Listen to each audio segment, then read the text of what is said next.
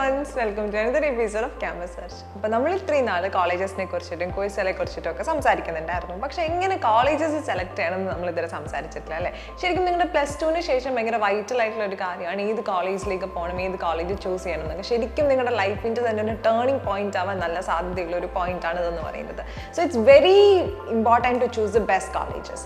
നിങ്ങൾക്ക് പോകാൻ പറ്റുന്ന ദ ബെസ്റ്റ് കോളേജ് ചൂസ് ചെയ്യുക എന്ന് പറയുന്നത് ഇസ് വെരി ഇമ്പോർട്ടൻറ്റ്. അപ്പം അതിൽ നിങ്ങൾ ശ്രദ്ധിക്കേണ്ട കാര്യങ്ങൾ എന്തൊക്കെ ഇന്ന് നമുക്കിന്ന് നോക്കാം. So the very first point is that ഞാൻ കുറേ വീഡിയോസിൽ കുറേ തവണ പറഞ്ഞിട്ടുള്ള ഒരു കാര്യമാണ് choose a subject you really want to study.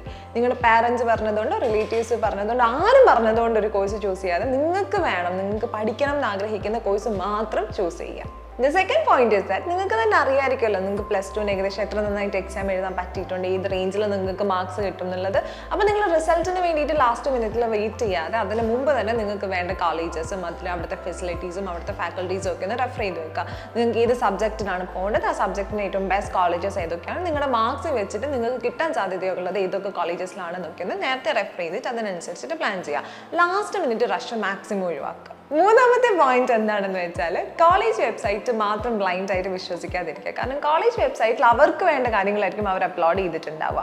പകരം നിങ്ങൾ ജസ്റ്റ് ഇൻസ്റ്റയും ഫേസ്ബുക്കും ഒന്ന് റെഫർ ചെയ്യുക. അതായത് നേരത്തെ പഠിച്ച സ്റ്റുഡൻസ് ഒക്കെ ഉണ്ടെന്നുണ്ടെങ്കിൽ ജസ്റ്റ് ഇൻസ്റ്റയിലൊക്കെ കോളേജിൻ്റെ പേര് സെർച്ച് ചെയ്ത് അതായിട്ട് റിലേറ്റ് ചെയ്തിട്ടുള്ള പോസ്റ്റും കോച്ചും ഒക്കെ വരും. സോ നിങ്ങൾക്ക് കുറച്ചുകൂടി റിലേറ്റീവ് ആയിട്ടുള്ള കാര്യങ്ങൾ മനസ്സിലാവും. കുറച്ചുകൂടി പ്രസന്റ് സെനാരിയോയിൽ എന്താണ് ആ കോളേജിൽ നടക്കുന്നത്, എത്രമാത്രം ലൈവ്ലി ആണ് ആ കോളേജ്, എത്രമാത്രം ക്യാമ്പസ് ലൈഫ് ഉണ്ട്, അക്കാഡമിക് പ്രൊഫഷൻ അതൊക്കെ എത്രത്തോളം അവർ ഹാൻഡിൽ ചെയ്യുന്നുണ്ട്, ഫാക്കൽറ്റീസിനെ കുറിച്ചിട്ട്, ഫെസിലിറ്റീസിനെ കുറിച്ചിട്ട്, ലാബിനെ കുറിച്ചിട്ടൊക്കെ അറിയാൻ പറ്റും. ബ്ലൈൻഡ് ആയിട്ട് കോളേജ് വെബ്സൈറ്റ് മാത്രം നോക്കുകയാണെന്നുണ്ടെങ്കിൽ ചിലപ്പോൾ നിങ്ങൾക്ക് അത്ര റിയലിസ്റ്റിക് ആയിട്ട് അറിയാൻ പറ്റുന്നില്ല. സോ കംപ്ലീറ്റ്ലി കോളേജ് വെബ്സൈറ്റിനെ മാത്രം റെഫർ ചെയ്യാതിരിക്കുക.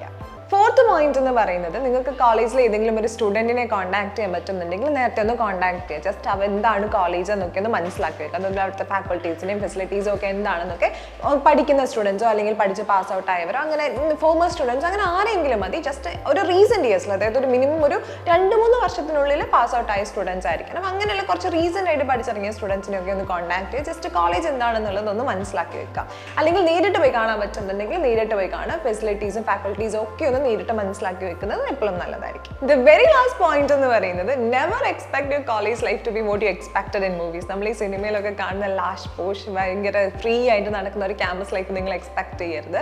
U wouldn't get the. നിങ്ങൾക്ക് നല്ല റിഗ്രറ്റ് ആയിരിക്കും. അല്ലെങ്കിൽ ഈ അറ്റൻഡൻസും മാർക്സും സെമിനാർസും ഇതൊക്കെയുള്ള ഒരു സ്കൂളിൻ്റെ വേറൊരു വേർഷൻ. സ്കൂളിൻ്റെ അത്രയൊന്നും ഉണ്ടാവില്ല, പക്ഷേ ചില കോളേജസ് ഒക്കെ സ്കൂളിനേക്കാളും കഷ്ടമാട്ടോ. ഇതൊക്കെ മനസ്സിൽ വെച്ചിട്ട് നിങ്ങൾ നേരത്തെ നോക്കിയിട്ടൊക്കെ വേണം കോളേജസിൽ പോകാൻ. അതുപോലെ തന്നെ കോളേജ് ലൈഫ് അത്രയും ലാവിഷ് ആയിട്ടൊന്നും എക്സ്പെക്ട് ചെയ്യാണ്ടിരിക്കുന്നതായിരിക്കും നിങ്ങൾക്ക് നല്ലത്. അല്ലെങ്കിൽ റിഗ്രറ്റ് ആയിരിക്കും 90% ഓഫ് സെനാരിയോസിലും ഫലം.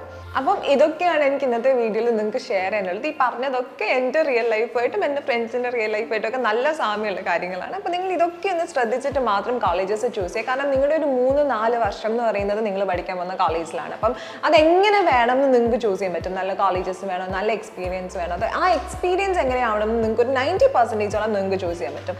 So always choose what you really want to do. അപ്പം മറ്റൊരു വീഡിയോ ആയിട്ട് വീണ്ടും കാണാം. Until then, this is Varsha saying bye.